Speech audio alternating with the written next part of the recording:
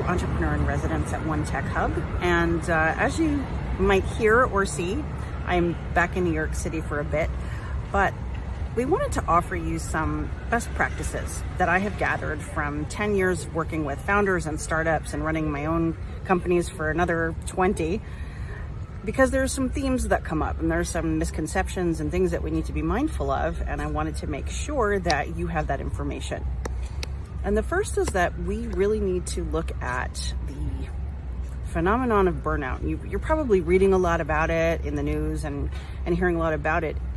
And the reality is that, burnout is a real risk to begin with when you're running a startup, because it's long hours and it's stress and it's trying to bring something to life, and it can take a lot out of you.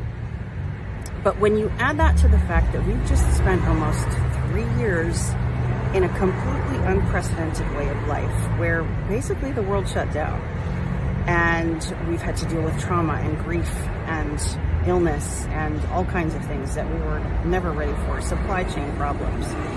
So adding all of that, piled one on top of the other, can really do some damage to your system, to your psyche, to everything.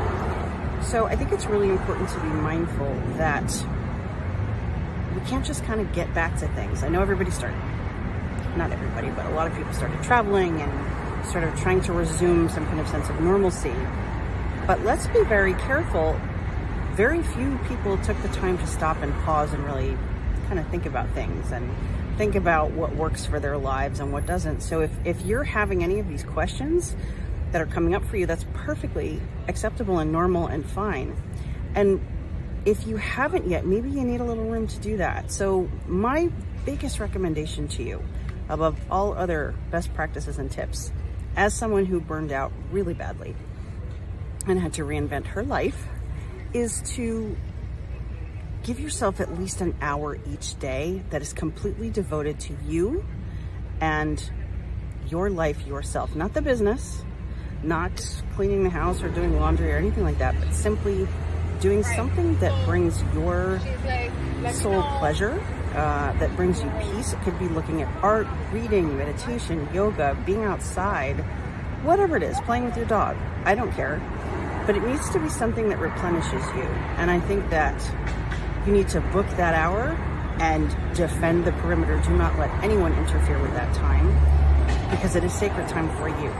And that will give you some room to think and breathe and kind of figure out what's out of alignment with your business, your staff, yourself, your life, any of that, okay? So that is your assignment from this video, is to block 1 hour for yourself every day this week and do something that gives you pleasure and that refuels your soul. And if you are struggling with that, please leave a comment below. If you're struggling with finding the time or figuring out what to do, I'd be happy to coach you and have you really create something that works for you. All right?